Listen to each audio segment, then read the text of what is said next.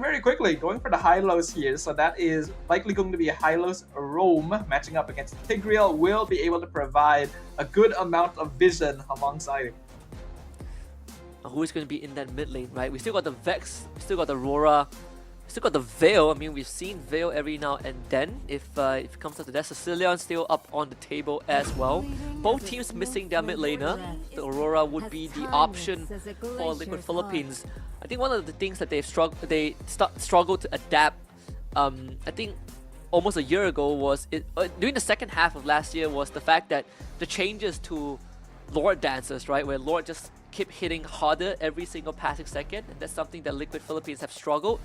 Again, time has passed. We've seen the improvement in the TLPH season 14. They just didn't make it as far as a lot of people thought they would. So season last pick for RRQ HOSHI. Stage is set. I'm excited to see what this version of Team Liquid PH has in store for us. Yeah, Team Liquid PH has just a very honest draft, right? Hylos and Lucas both hold the front line incredibly well. Then they have the Aurora to stop heroes like the Phobius and Alpha from diving in and creating space for Moskov and Joy to come in a little bit later. RRQ going for Harif and Cecilion means that they're very heavily focused on magic damage towards the later stages of the game. Phobius and Alpha both lean more into the mid-game stages, so if we get too late in, Liquid are able to maybe itemize a little bit more efficiently against them. It's going to be pretty interesting. I think even for Liquid Philippines, I agree. I feel like this draft is a bit more all-rounded compared to what RRQ HOSHI has in store. And heavy emphasis on that magic damage, but we all know magic damage in that late game has so much value despite tank items existing. So game 1 is going to kick off right now. We got Liquid Philippines on that blue side and RRQ HOSHI on red. Two titanic teams on the Land of Dawn right now. RRQ performing respectively in the recent M6 World Championship. Team Liquid having difficulty adjusting to the new meta and not making it onto the world stage. Now eager to prove themselves, with Karltzy playing on a very mechanical assassin jungler. This is going to be a fun one, folks. He's going to secure the Little Wanderer for sure. Susujin was delayed a little bit thanks to Sanji and JP doing kind of one of the legwork in the early game. Oh, Toy actually got the gold crab, so that's an extra bonus for the Harif. Toy is going to have a good time. You know, Harif does win out the lane against Moskov. Yuktz is just going to try and play this safe here. And we can see a good amount of focus towards Toy's lane as well to try and make sure that he's not ganked, so that he can continue winning out that lane and getting as much gold shield as possible. A lot of Team Liquid actually rotating up into the top half of the map instead. Susujin is going to show himself, but that will be spotted too. In fact, Liquid Philippines always at the scene just slightly earlier compared to RRQ HOSHI, so that crab will be easily secured, I believe, by Karltzy. In a way that, see that first turtle, how is it going to be? Seems like we are going to have the turtle on the top side, looking at the current. Of course, the supports want to hit level 4, but it will not be possible for now. Dyron does hit 4 first. Yeah, we're seeing Edok and JP spend a lot of time in the river, so they're not really able to get EXP from the minions, and now Sanford transforms and gets control just for a while, but the amount of damage he's outputting, even this early on, is a bit ridiculous. He ends up going down first blood for Dyron, but Turtle will be secured by RRQ HOSHI.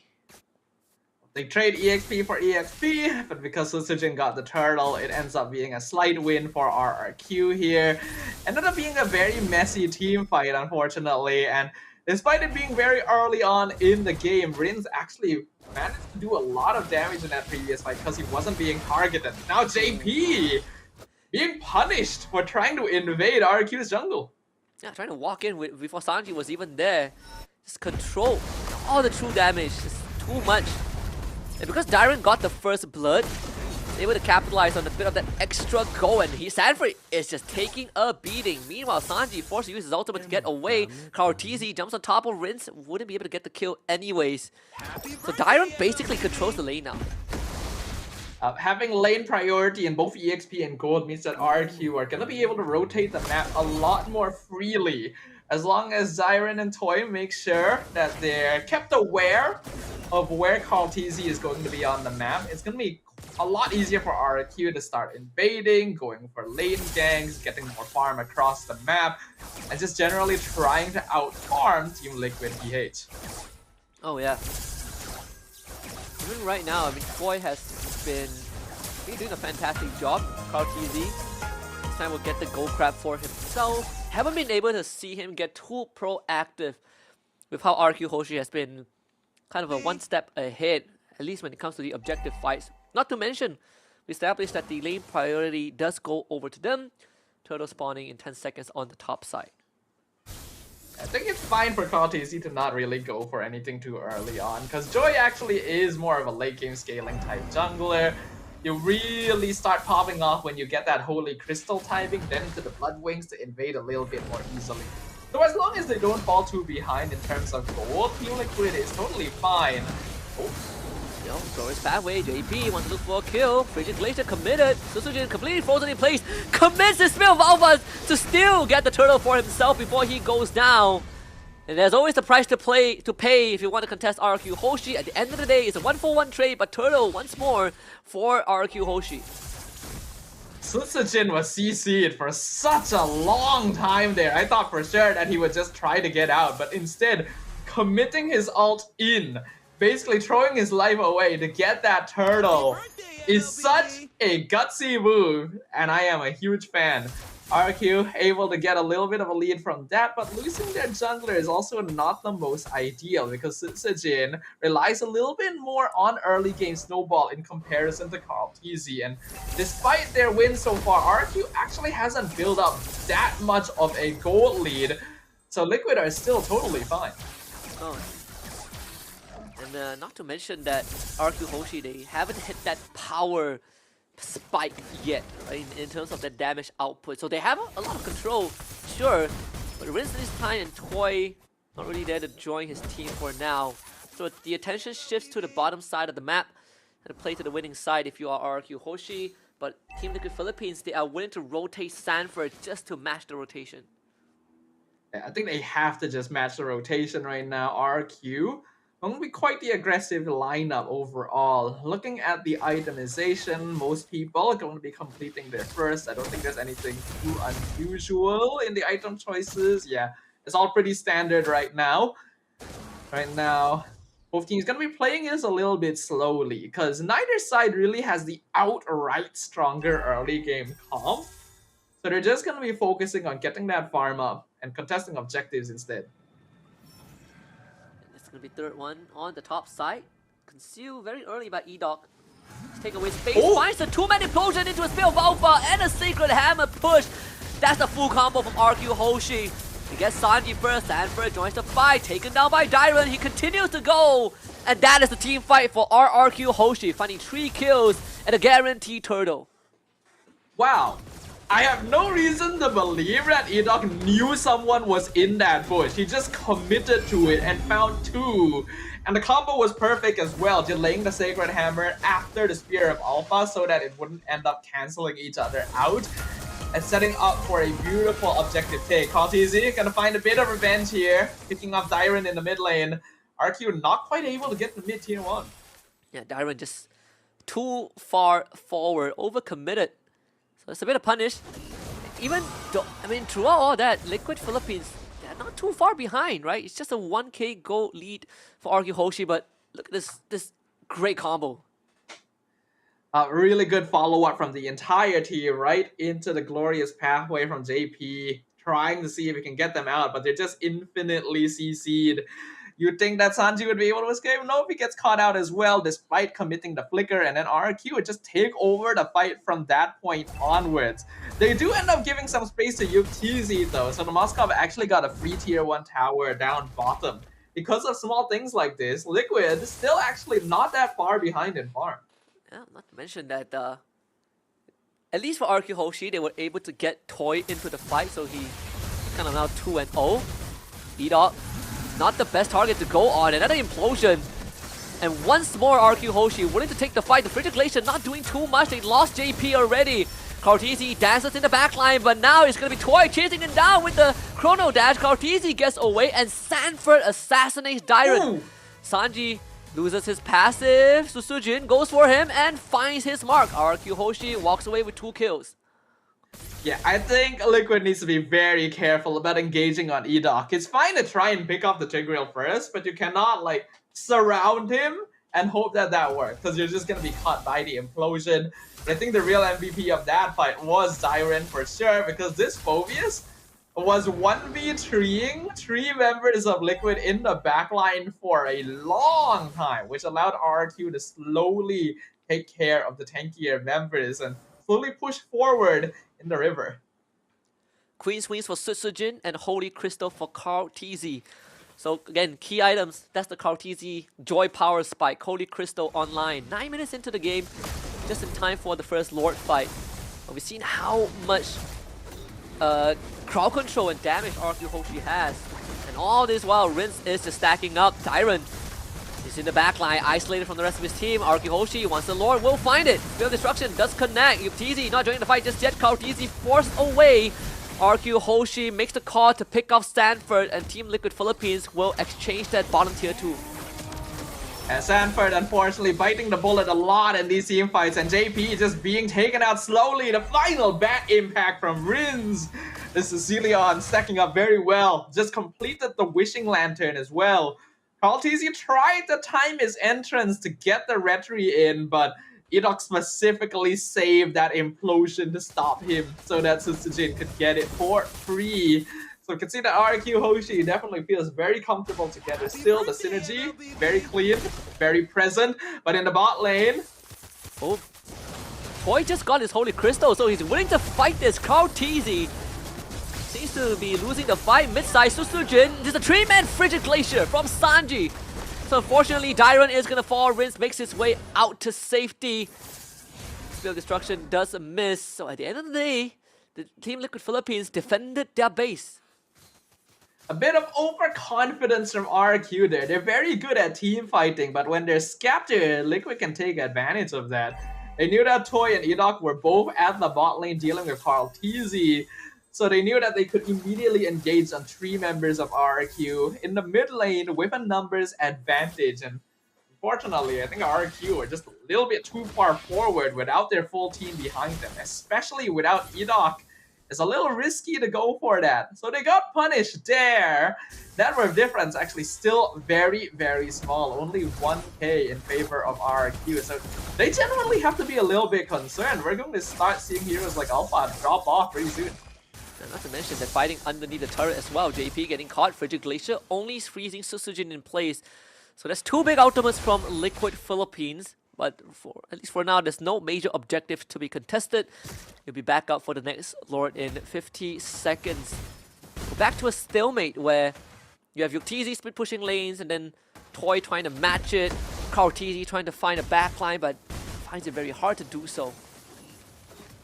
Liquid does have pretty good split push potential though. I think Yuktizi has been doing a very good job of that. The entire bot lane of towers is gone because RRQ does need to fight together pretty heavily.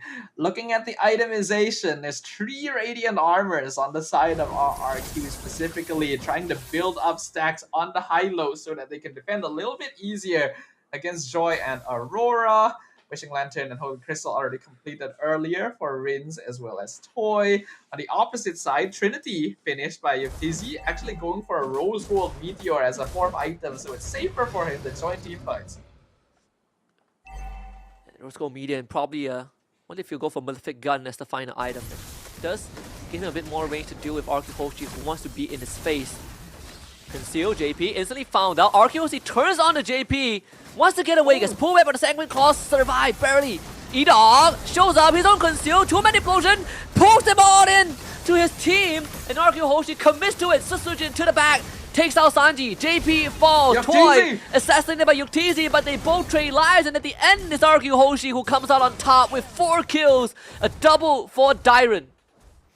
Edoc is really standing out this game on this Tigreal. The implosions have been pretty hit or miss throughout the day, but Edoc has been clean every single time. And that is just what you can achieve if you delay these big team fight ultimates a little later into the fight when the enemy team has already stopped thinking about it. Sanford almost, oh, he is taken out. Killer free for Dyron, wipeout for RRQ. Sanji and JP will respawn in time to defend the tower, but not to stop Susujin from getting the Lord. And RRQ HOSHI finally got, this is of course their biggest goal lead in this game. Just 4,000. We saw the we even saw the potential of that 1v1 between both the Moskov and the Harif. Actually closer than I expected. Moskov put up a pretty good fight. So now it's about the Lord defense, and honestly, Liquid Philippines have pretty good base defense. Yeah, their base defense is not bad at all. With like Hylos and Aurora, they're pretty good at dealing with rundown sieges. But RQ also has very strong artillery in the form of Rins that'll slowly try to whittle down from afar. Conceal play comes out. Yeah, Edo is so active. He's always looking for opportunities. Mid and top wave cleared up. The bottom one is left. But Sanji, he's caught! Pulled back by the Dark Wave. And without the Aurora, the anti-siege potential has just dipped. Susujin misses the spear of Alpha, but it's all about the base. RQ HOSHI is slowly trying to strangle Team Liquid Philippines in their own base. A full engage Susujin in the midst of things, but led by Dyron and Edok. And this time, it is just too much for Liquid Philippines to deal with. Yuktizi gets blasted by the Harif. Game 1 for RRQ HOSHI. The Kings of Kings turning Team Liquid into puddles on the floor as they are melted down one by the bat impacts in the backline. Rins has scaled up, and this is Celion. This is an absolute terror when combined together with the might of Toy on the Harif. Really clean gameplay from RRQ. You can tell that the chemistry and coordination is still present even with Skylar taking a back seat. And Team Liquid Philippines still finding it difficult to adjust themselves to the current meta of MLBB. And the MDL gold lane matchup, the showdown, at least game 1 goes over to Toy on this Harif, right? It's putting up this masterclass performance. A lot of it, honestly, like you pointed out, at one point in the game, all by Edok. This Tigreal being able to proactively set up for his team and finding space on the map was one of the big reasons that RRQ HOSHI can keep on stepping on the gas. I'm a big fan of the Rover being a secondary initiator in this current meta. Let the EXP lane form the front line, just brawl with the opponent. And then when they least expect it, you go in with the big team fight ultimates, because then they wouldn't be positioned in a way that could stop themselves from being caught. Edok even being MVP of game number 1. I think it's the first roamer of the day to get it. Oh yeah, I think so too. Of course, honorable mentions to Rins and Krautizi. I would even throw in Dyron, right, on this Phoveus, who has been doing a phenomenal job. Just constantly disrupting the backline. He's throwing his life. He's dealing with Sanford. He's dealing with Sanji, and allowing the rest of his team to have the space to consistently output damage without worrying too much. But I gotta say, even Rins on this Cecilion, he's been hitting some nasty Sanguine Claws. Rins has been a player to keep an eye on ever since M6. You can tell that he is a more aggressive mid lane type player, doesn't really like to sit back and be the utility, and I am a big fan of those types of players, just like I'm a big fan of a good roamer. Edok saving the implosion every single time. This should have logically been a risky lineup to play against a Joy, because Tigreal is literally the only hero that can stop her, but Edok was there to stop her every single time. So hey, job's done, why not? And it's just so refreshing. I mean, a good, you know what they say, a bad roamer feels that you are ineffective, but a good roamer is always there, and it always feels like you are kind of the catalyst to being the win condition for your team. And even Tigreal, which is, I feel like a hero that on the surface looks pretty straightforward, but in terms of the technical part, there's so many things that you need to consider before going in for implosion and how you're gonna set up the fights. EDOC is showing a masterclass on how to pilot a Tigreal where you have so many targets to watch out for. There's actually a lot of quick and easy mini stuns in the game right now that can cancel out an Implosion or Sacred Hammer midway, which completely messes with a Tigreal's combo. So EDOC, it's not actually easy, the things that he does. The way that he sets up is so clean. And while Toy did a very good job this game, I think Yuktezi did try, right? The Moskov was meant to scale up, get the mostly full items, and then come in and start snowballing off of team fights. But because he ended up dying in the first fight that he joined, he just never got off the ground, and that allowed RRQ HOSHI to completely take over. It's really not, he can't do it by himself. RRQ HOSHI taking game number 1 with a very straightforward draft, and this all started with a double jungle ban, right? Fanny and Suyo ban by RRQ HOSHI. They forced the Joy to be picked up by Liquid Philippines and responded with an alpha. And at the end of the day, it was all about the setup potential. You got Tigreal, you got